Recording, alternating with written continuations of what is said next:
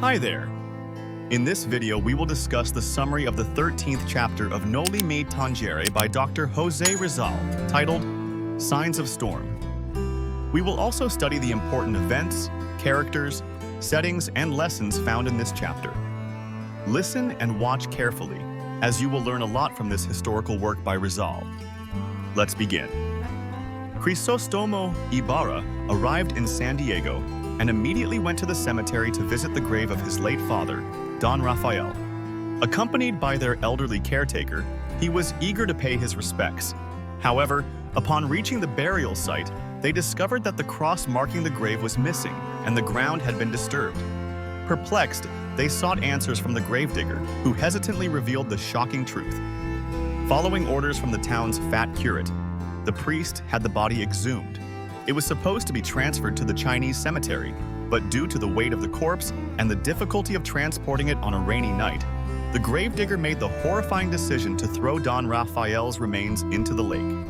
Overcome with grief and rage, Ibarra confronted the gravedigger but quickly realized the man was merely a pawn in a greater scheme.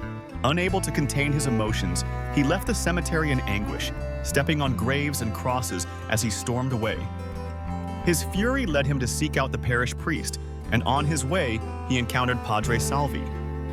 Seizing the friar by the shoulders, Ibarra demanded an explanation, but the priest, paralyzed with fear, insisted that he was not responsible. He finally confessed that it was Padre Damaso who had orchestrated the desecration of Don Rafael's grave. Shaken to the core, Ibarra released Padre Salvi and hurried away, his mind tormented by grief and the revelation of the priest's cruelty. As the winds picked up and storm clouds gathered, Ibarra moved as if escaping not only the town, but also the weight of his father's tragic fate. Now, let's move on to the important events in this chapter. Ibarra went to the San Diego cemetery with the elderly caretaker to find his father's grave.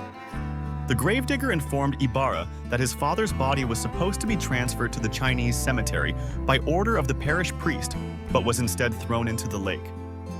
Ibarra felt intense anger and sorrow upon learning what had happened to his father's body.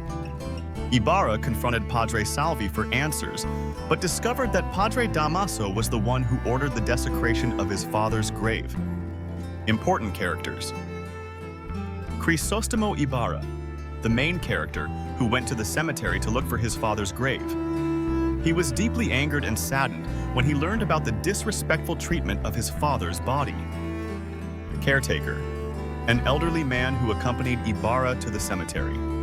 He had tended to Don Rafael's grave but fell ill and could no longer care for it. He felt pity upon learning what had happened to Don Rafael's remains.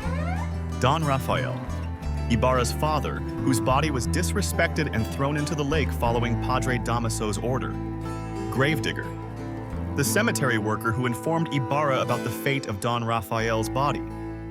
Padre Damaso, also known as Padre Garrote, he ordered Don Rafael's body to be moved to the Chinese cemetery and later thrown into the lake. His actions angered Ibarra. Padre Salvi, the priest whom Ibarra confronted, mistakenly believing he was responsible. Padre Salvi denied involvement and clarified that Padre Damaso was to blame. Let us now proceed to the setting of this chapter. The events took place in the San Diego cemetery, where Ibarra sought to find and honor his father's grave. Here are some of the lessons, messages, or implications shown in this chapter. This chapter highlights the emotional and moral impact of Ibarra's discovery. His anger reflects his deep love and respect for his father. Despite his pain, he chose to confront those responsible and seek the truth. The desecration of Don Rafael's body shows the unjust treatment of the deceased. The abuse of power by clergy, like Padre Damaso, illustrates how authority can be misused to harm others.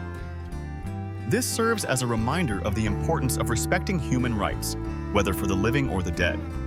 The chapter also emphasizes the need for accountability and justice. The influence of priests in society during that time often led to abuses of power.